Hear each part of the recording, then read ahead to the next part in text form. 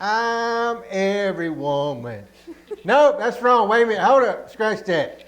Hey, good evening, and welcome to the Youth Bible Study. You got Carrie over there. Hey guys. She's going to be the teacher, and I'm going to be the singer. Never ever again. All right? All right, so our lesson this week, we're going to be in the book of Psalms. Just kidding. Psalms 91. We're going to be talking about things that make you scared. What's your biggest fear, Michael? Elevators. Really? Yeah, I get stuck on the elevator, it ain't going to be pretty. How many times have you ever been stuck on an elevator? Once. So is it really traumatizing that makes that fear the... Yes. I won't live through another one. Interesting. Did it fall, drop, No, I just got stuck in there. lose air? It's Too just- many people in it? It was me and another guy and a guy on a cot. I was On a cot? On a cot. I was working the ambulance. Oh. Yeah. Oh, okay. That's a little more. He was- I don't know. I was thinking something completely different. No.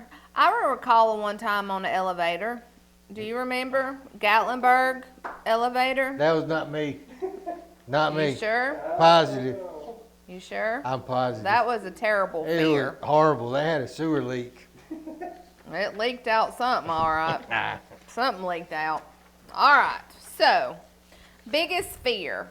Fear takes many forms. Elevator. We all go to extremes to avoid our biggest fear. So, I'm assuming that if you can at all costs, you don't get on an elevator. I take them every day. You just hold your breath. Hold my breath, yes. Some people are super scared of snakes. Oh, yeah. I'm not really into snakes. I'm not even. Some people are scared of heights. I am scared of going up really high places. Speed does not bother me. Like roller coasters, I don't care how fast they go, but Right. the higher up they are, the scareder I am, and I can't hardly. Walking up bleachers, like at the football field, if Gotcha. I'm walking down them, they don't bother me, but if I'm down at the bottom and have to go up, my knees get a little weak. So there's all kinds of people. What about scary movies? I don't watch them. You don't watch them? I don't watch them at all. I like them. I like old school scary movies. What about haunted houses? Nope, don't do them. Scared of them too? I'm scared. It's not real. I'm just lame Jane man. Gotcha. I like haunted houses. I used to work in one for several years and I loved it.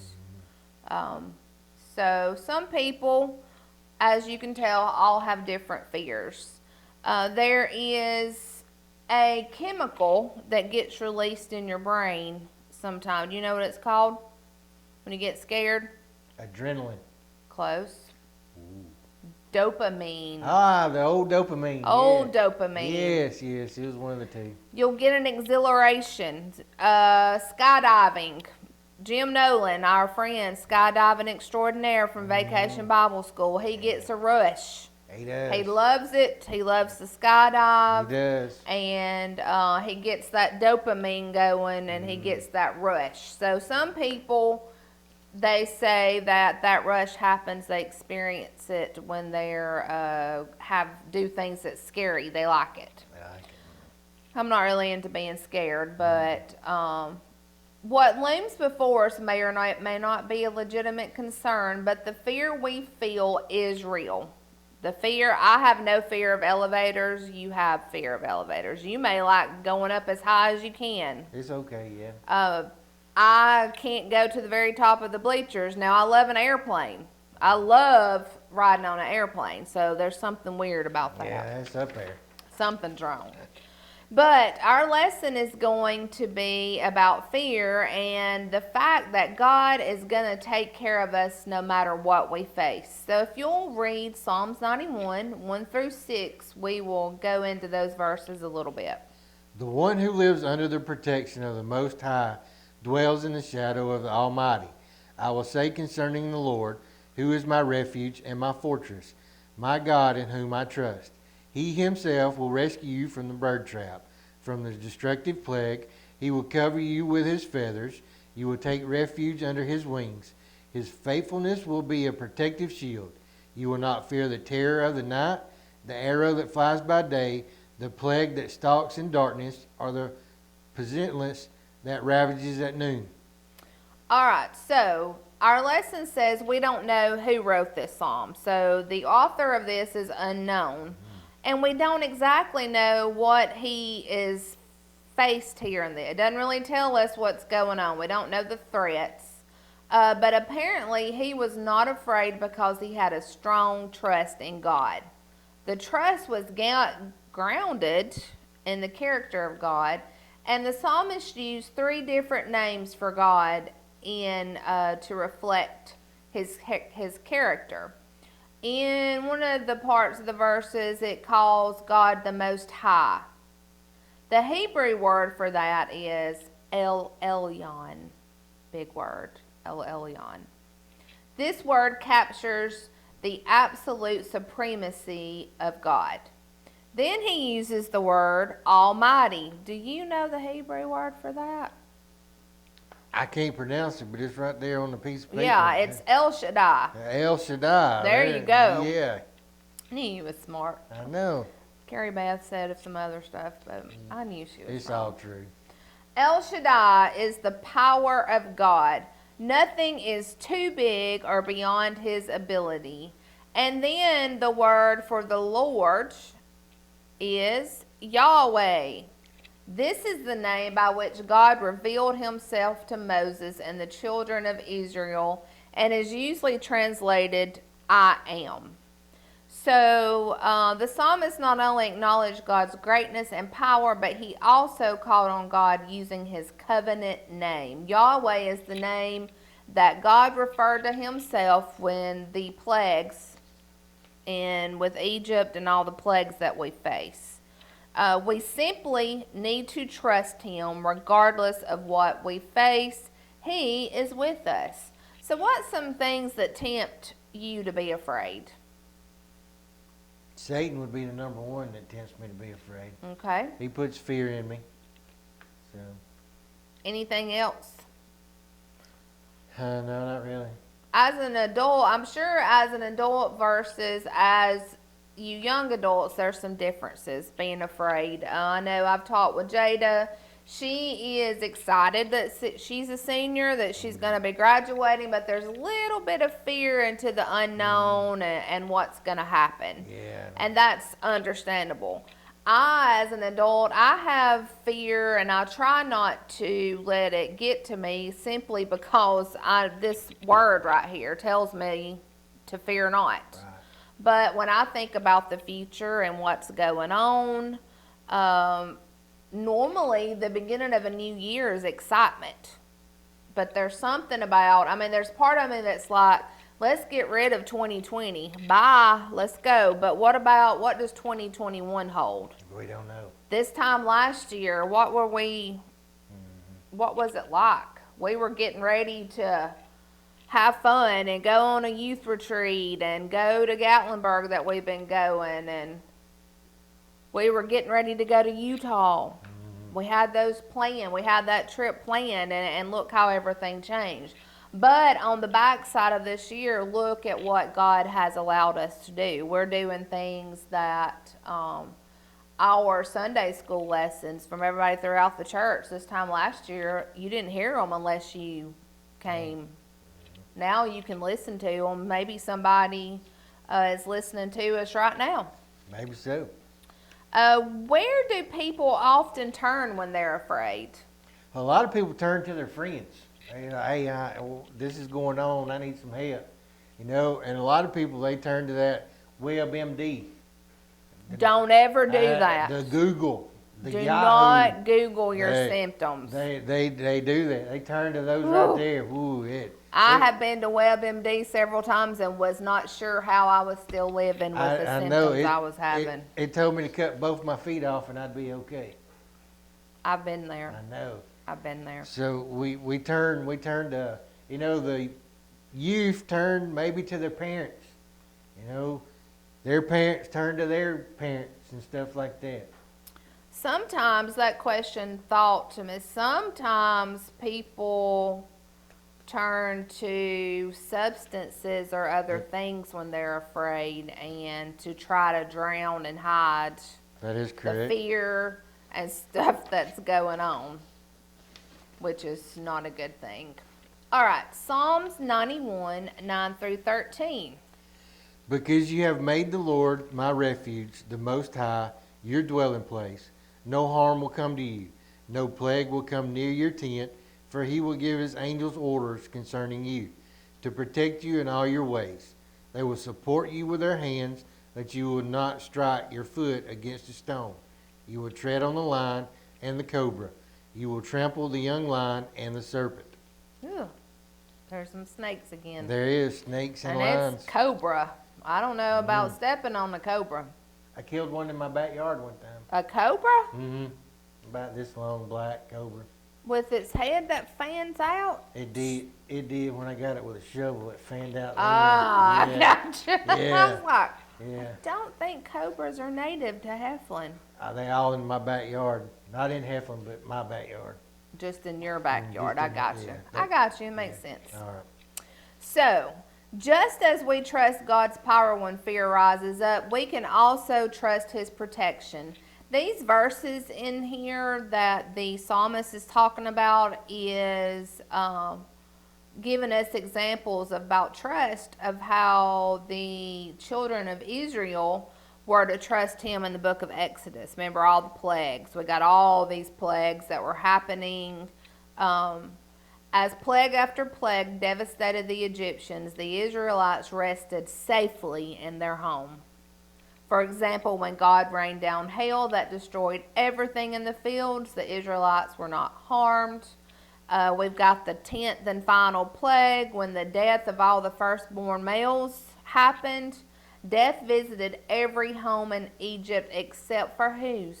The Israelites. Protection. Mm-hmm. They expressed their trust in God by placing the blood of a lamb on the doorpost of their houses.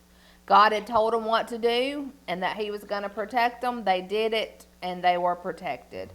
And that same God that protected the children of Israel is the same God that can protect you and me and can protect you guys. Many people hold on to Psalms 91 and 11 when it's talking about the angels. A lot of people take that verse and stretch it and have it where they think God assigns everybody a guardian angel. That's where people, everybody will be like, I got my guardian angel and all. They wear their little pins or stuff like that. Well, our particular lesson says that this passage does not refer to guardian angels, nor do they explain exactly how these angels serve. Many people take comfort, though, in knowing that God provides spiritual protection for His people. I'd rather be protected by God than an angel. Because my angel, if I had one, would probably be ADD and never be there when I needed them. Yes. Squirrel. Yes, definitely. All right, Psalms 91, 14, and 16. Because he has his heart set on me, I will deliver him. I will protect him because he knows my name. When he calls out to me, I will answer him. I will be with him in trouble. I will rescue him and give him honor. I will satisfy him with a long life and show him my salvation. Now, Psalms 91 is shifted to God speaking. The Lord gave two reasons why the psalmist could rest assured of His protection. And one of the reasons is He has His heart set on me, and the other one is He knows my name.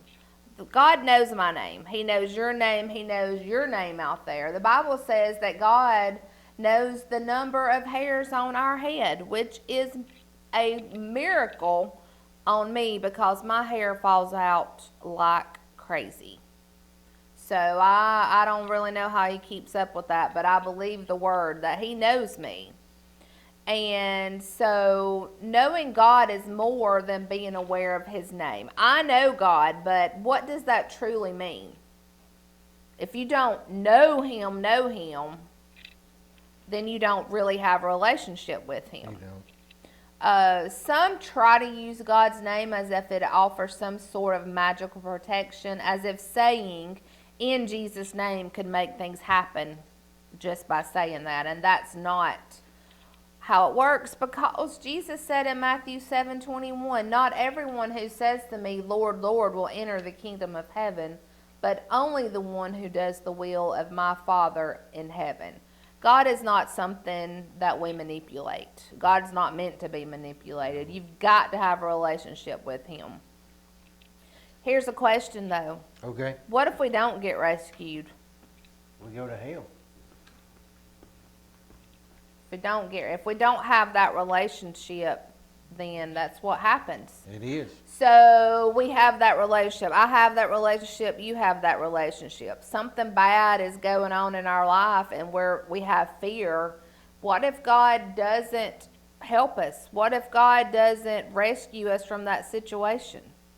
Well, you got to have a relationship, and you got to believe in the Bible, because it will answer every question, and it tells us over and over and over and over again that God is always with us. It never says, hey, once you become a Christian, it's going to be simple.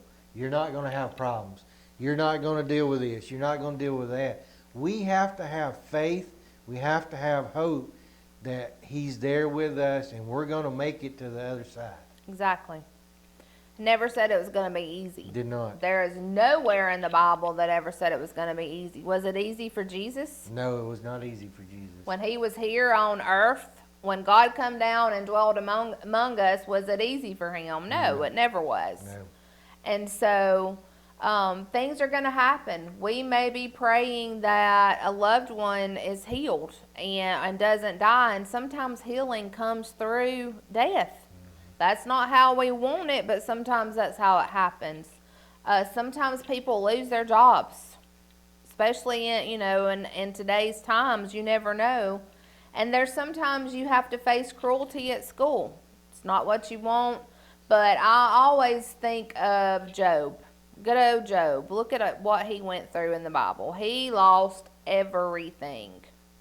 And he God never left his side. He never blamed God. And then when we get to the end of the book of Job, what happens?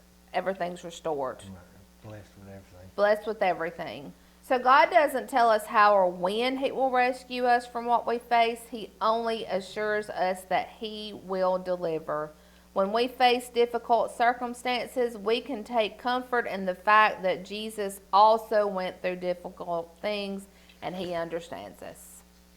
And that right there is wonderful. Gives us great knowing that he's always there no matter what. Well, I thank you for joining me again this evening. We got some things coming up with the youth. Need to get signed up to go skiing. Right. December 20th. December 20th, you got to sign up on that little website that we gave you and all that. So put your name down. We need more kids going. So we got It's going to be fun. I mean, you're going skiing. You're Right. going to cabins. But if you don't want to go skiing, you can come hang out with me. 'Cause Yes. I don't ski. I got bad knees. Sounds like a great time. So, We can go ride elevators yeah, we together. can ride elevators. No. all right. So, until we meet again,